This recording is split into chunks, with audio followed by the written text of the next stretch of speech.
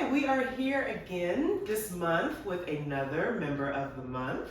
And so if you would please just introduce yourself and tell us a little bit about you. Sure thing. Hi, everyone. My name is Matamba Austin. I'm a 50-year-old man, born originally in New York City. I actually work as a management consulting to healthcare organizations on how to provide better care and better service. And I'm married to a woman who spent most of her career, over 20 years, working at health insurance companies, helping them do health insurance. And so when we were looking for a doctor, we were looking for somebody that, one, first and foremost, truly cared about our well-being and looked at us as more than just being a customer, right? That actually literally cared if we were okay. The second thing we were looking for was somebody that would find a way to resist what capitalism does to healthcare in this country, which is make doctors spend as little time as possible and only doing that which is most profitable. And the third thing we were looking for is somebody that understood not just physical ailment, but understood the emotional harms that we were suffering, the mental harms that we were suffering, and so could think about our health holistically. That's what we were looking for. And this is what we found. I love it. I love it. So one of the reasons why I wanted to highlight you is that you do have a very interesting occupational background, right? Because you would think that coming from this kind of insurance land, that's what you would want to necessarily, go into, right? That should just be expected. But no, not so much.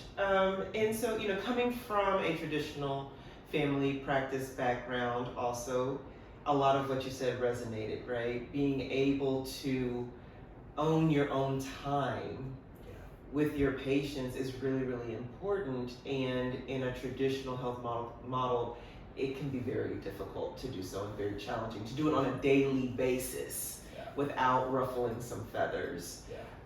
So I think that it's really interesting that even from the insurance side of things, and people have it, they want to use it, we get that, but you felt for your personal needs that you needed to go a different route. 100%, because both my wife and know where the industry is going, right? It's turning healthcare into a gig worker, single serve, drive-through experience, and that's not. Our bodies don't work that way. Our minds don't work that way. Our hearts don't work that way, and so, like everyone else, not just for us, but for our family members, we have been through experience where your family member is in health crisis and you're having to not get help from the system, but you have to fight the system for your loved one. And so we just didn't want that for ourselves. And so we're hoping to find somebody that just found a way not to do that. And we're so grateful. I'm so grateful you're grateful. because we are kind of bucking the trend, right? And to do so takes quite a bit of courage, a lot of persistence, a bit of stubbornness, but it's all because we love our patients so much and we really do want to see our patients get healthy, not just for them, but for their families, for their communities, right? This is the bigger goal, is how do we improve the health of our communities? And it starts with doing things just a little bit differently, because what's currently out there may not be the true solution that it's promoted to be. Well, I'll tell you, I did not think my wife and I were able to find the same doctor.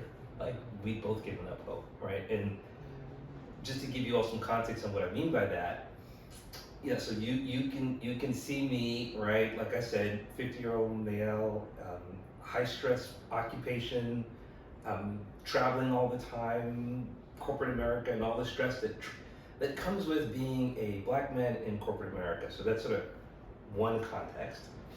My wife has retired, doesn't work, right? So she's in the opposite physical context. She is a white American woman, and she has been traumatized by doctors all her life, starting from when she was a teenager and coming in doubled over in pain and with menstrual pain, and a old white male doctor just told her it was all in her head. So we were both looking for completely different, we both had completely different contexts, and we were looking for people that would understand our context. And I'm still blown away that you can help both of us, but you can't. Well, but it's so funny because it really doesn't have, in my opinion, anything to do with the actual concern, like health concern, right? Yeah. It's about seeing the patient as a person. Yeah. And recognizing that, number one, most, I won't say all, but most patients don't want to go through all of the paperwork and all of the intake and all those things for something that's made up, right? So number one, there's an assumption that your concern is valid. Yeah, yeah. And unfortunately, I'm hearing from my patients that that has not always been the case, that they were not given that basic understanding that, like, really, this is how I'm feeling because it's true. Right. Well, I mean, you can't. You can go into any health insurance portal. You can go into any online database. You can't search for doctors that understand the patriarchy. Like, there's not a search field for that.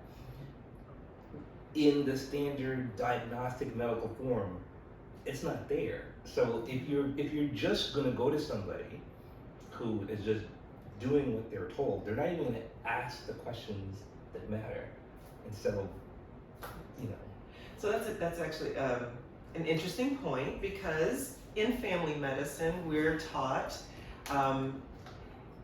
an approach to medicine that I call the biopsychosocial model, where we take into context who the patient is that is coming in with these, this myriad of symptoms, and also what's going on psychologically. We're not trying to do a whole in-depth psychological assessment, right? But we're just trying to understand the biology, the psychology, and then the clinical findings of a patient to then develop an individualized treatment plan. So while we still have protocols and standards and things of that nature, not all of them will apply all the time.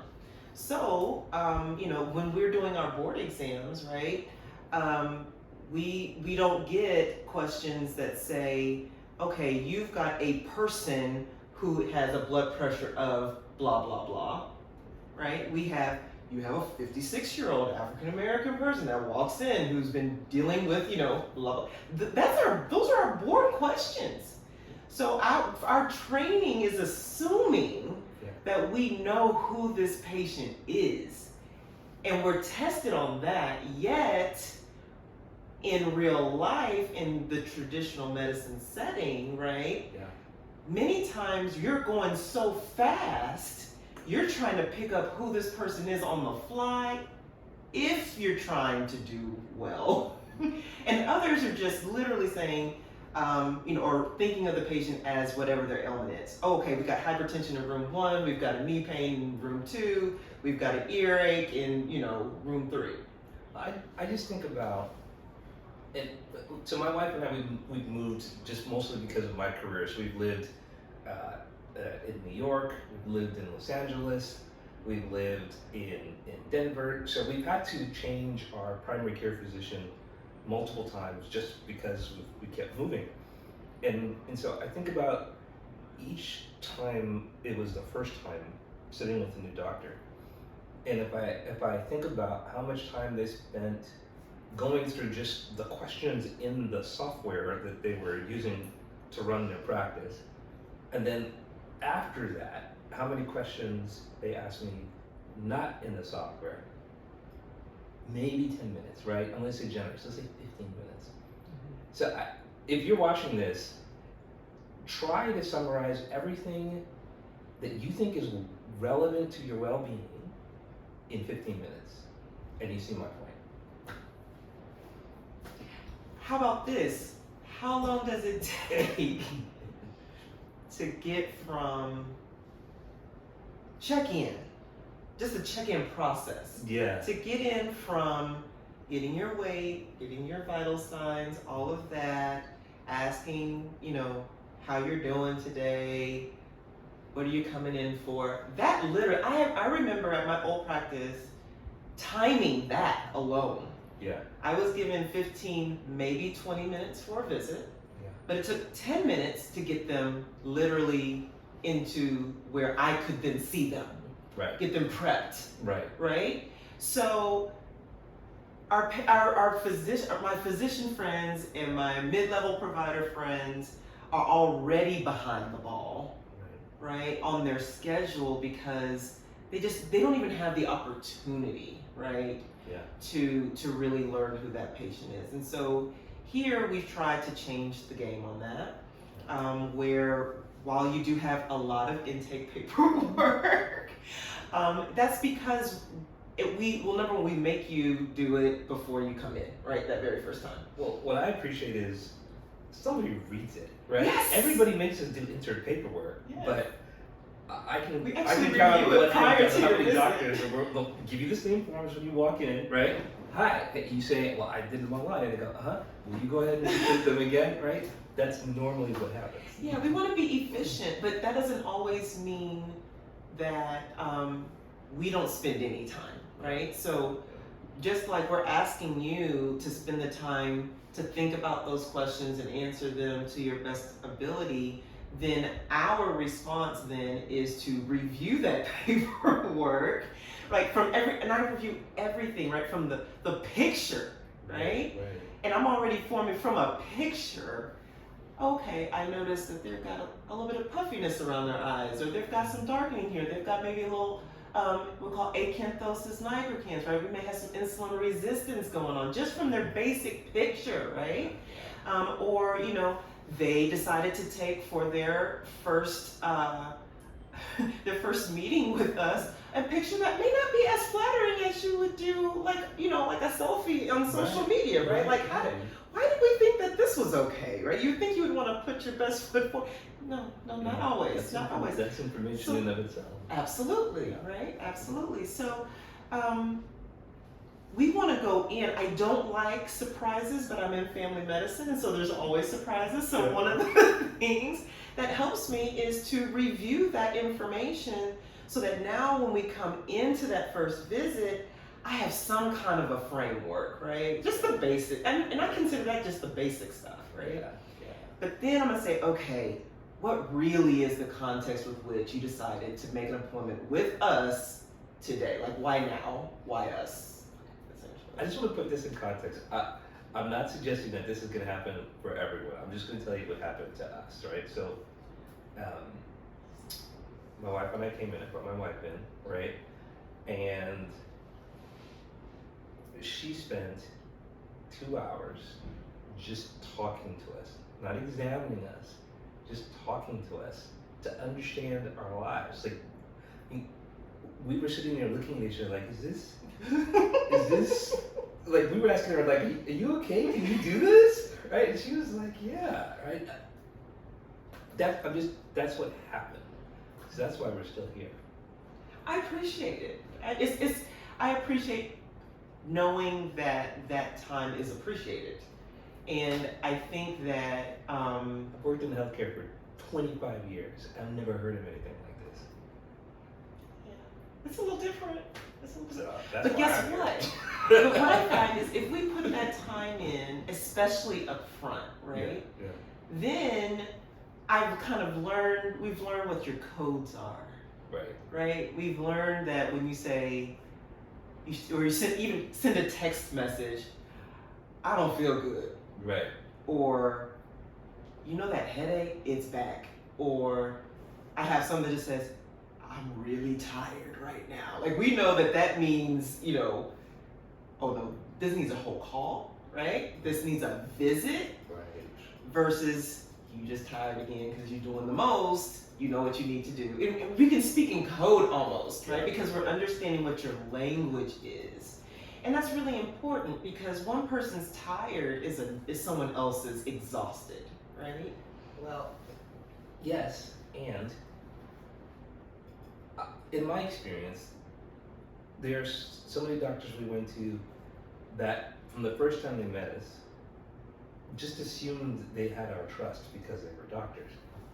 But both my wife and I, and too many of our family members, have been harmed by doctors. So we don't just give them our trust. And what has been so different for us is you have taken the time to earn our trust. So I trust you now. So when you say something to me, I believe it is in my best interest, and so that's why I do it. Well, you know, I mean, and it's I still get blown away at how just opening a can of Act Right, right, is seen as the exception and not the rule. Yeah. I have, you know, I have parents that have gone through interesting medical traumas as well. I've had to fight for, I had to fight to be heard by other physicians who did not know yet that I was a physician until I had to drop a term, right? Then they're like, oh wait, Yes. what did you say you do again? Okay, so now tell me what you were saying again. Okay, here's my doctor card. Right. Yeah, you know, you're on candid camera, you know, type thing. Right. Whether it's in the hospital, whether it was on a call with a specialist, you know, you have to really advocate for your loved ones. And again, just taking the position that, okay, the patient is in distress. Yeah. They're very concerned about an issue. Whether or not it is what we would think as serious or not, Yeah. the perspective should be, it's serious to this patient. Why? Right? So we want to meet our patients where they are. We want to help them work through what's going on, do what we can, right, to help provide information, to provide perspective, and really guide them in their health journey. Number two, you know, we're all people, and we are no better than anyone else, right? An accident will put us on the side of being a patient who's hoping to be heard, right? And so the ability to stay humble and realize that physician is not written across your forehead, right? There's no crown on this forehead. I'm just one person trying to relate to another person to help them. Period. I may have a set of skills that I can use for that, but it's not about I'm, you know, a doc and you're a patient. We could all be patients at any point in time. And so I just want to treat people like I want to be treated, or like my dad was treated. If I'm speaking to you, right, I'm going to speak to you, not speak to you with a mask on. The 7 sets of numbers I've collected from you that now you represent, right? Yeah. My dad, who has some hearing loss, has hearing aids, was in the hospital quite a bit earlier this year. And I was floored at just the basic missteps in communication, which is extremely, extremely important, right? So my dad was having, Dad has given me permission to share some of this, but he was having some hallucinations. And I quickly saw that people were treating him like he had dementia when he does not. Yeah, it's so scary. No, he was having a side effect to a medication because of his chronic medical conditions, interacting with certain medications. And so it took us quite a while to try and figure it out. But in the meantime... It's so funny. Yesterday we watched a Netflix documentary all about that. Medicating Normal. Check it out, Netflix. Look. I have to see that. It's good.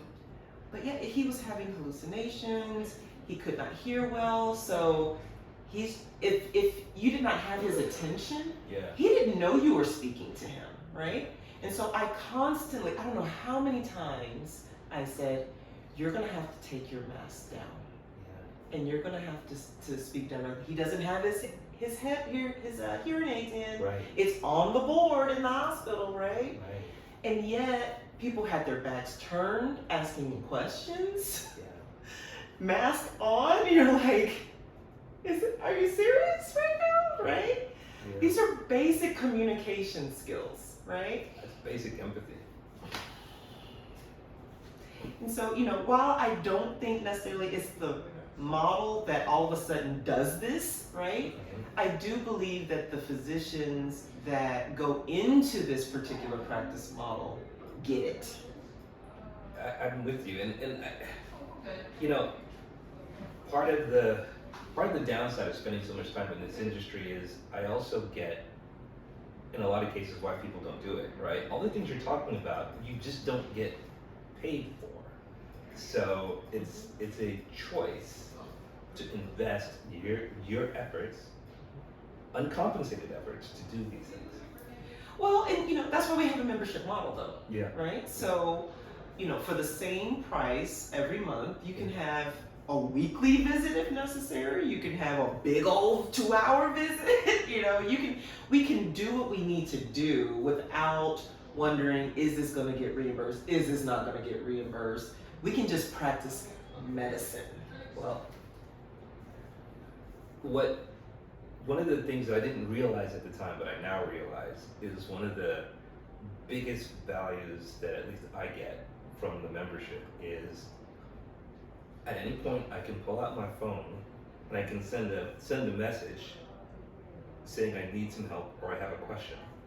And I know it's not going to be answered by a chatbot. It's going to be answered by Lynette sitting over there. Yes. Who knows me. Yes. Right? And knows who and so I know that what comes back is someone who knows me. Absolutely.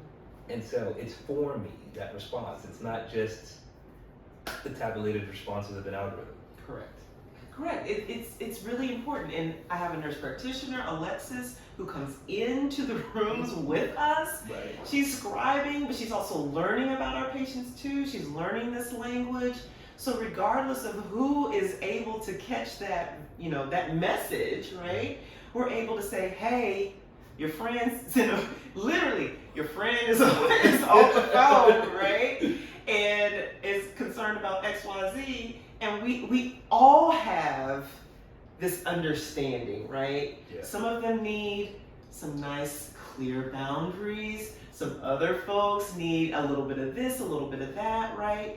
Sometimes we need to respond right away. Sometimes we actually need to pause and let them sit on that for a minute. Right. And then they say, oh, you know what? Never mind. I need to do something. Right? But that is the beauty, right, of being able to care for our patients as individuals and to give them really what they need in a non-patronizing way, right? Yeah. And so it's been really an amazing experience to try and do something new, number one, because it's not easy. But at the same time, insurance, like you said, does not reimburse for this type of stuff.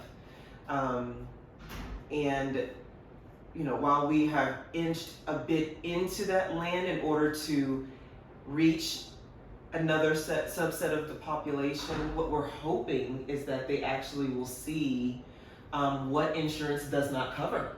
Yeah. and how what they've been asking for, what they've been looking for, we have that available to them, but it's going to come with a different appearance that they will enjoy and that they will benefit from. So I love that you have enjoyed this membership experience. I hope, of course, that you'll continue telling others about it. I'm more well. Yes. I've been healthier. At the end, right? You are healthier. Yes. So what things how has your life, your health improved as a result of getting into this practice? Well, so let me just sort of throw out some objective metrics for people, right? So my cholesterol has gone down over 100 points in less than a year. I'm sleeping better. She's not even giving me anything for my sleep, but I'm sleeping better, right? I'm happier.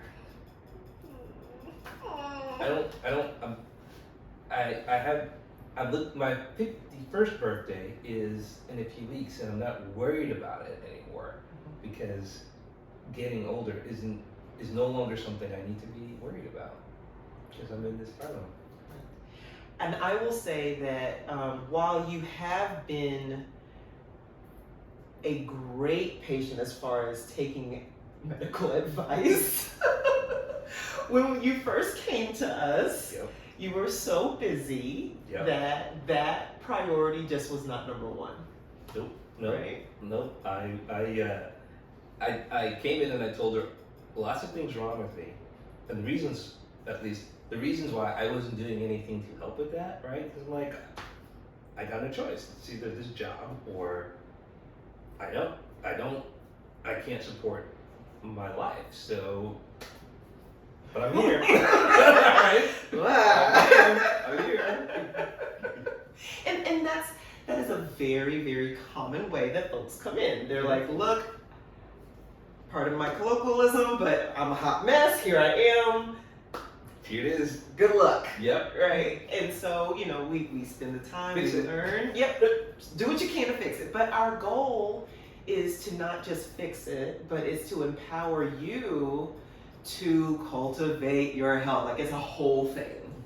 And as we begin this relationship, what will begin to happen is, when we send those lab results back, or you have, if you happen to have a specialist, consult, they come back with all kind of information that they would not have been able to glean by themselves. Yeah. And so when they're getting their lab results back, they're looking at things and like, oh, I know what it gets to the point where like, I know what I need to do. Right. I just needed to have this little mirror here, but I already know what you're gonna say, Dr. C. Yeah. I need to do this and that, or you know what? I thought that wasn't gonna show up on my lab results, but There it is. I think I do know why. My triglycerides might be a little bit high, or my LDL, or my A1C, right? So it really does become a partnership, and that's what we're looking for. Because if we can begin to increase the medical and clinical IQ of our patients, that then spills over into their family members, because their family members are going to want to know, now how are you doing this? Right. You talk to your doctor about what? Right? And so then they can begin becoming advocates for improved health IQ in their families, right? And start to really change the paradigm so that insurance really can be used for the big stuff. Right. And not for, aspirins and Kleenex and all the little things, that they think it's for. Yeah. So I am so appreciative.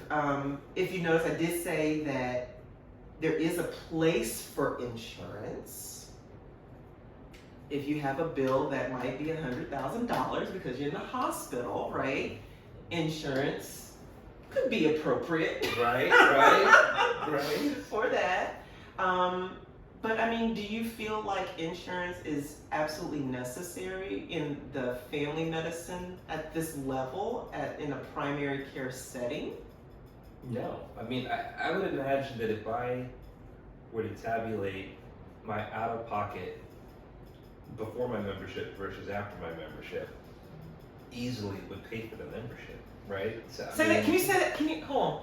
Can you say that again, please? Yeah. So if I were to tabulate the out-of-pocket for all of the, the extra aspirin, the extra muscle things, the extra go to the pharmacy because I have an extra this infection, sinus infection, all those extra things, right? All those extra ailments that I would have because I wasn't taking care of myself easily was costing me more money than the membership. Easily.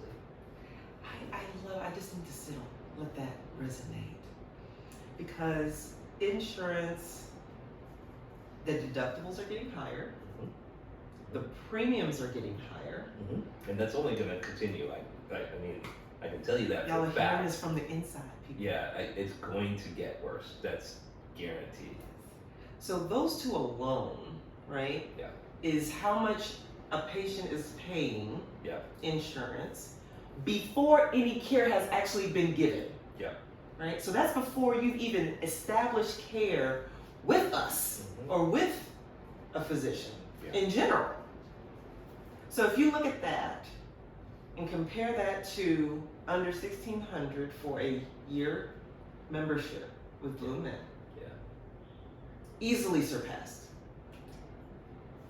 You can see the doctor as many times as you need to here. Well, that's You haven't seen a doctor here. That's like a 1 day hospital stay for anything.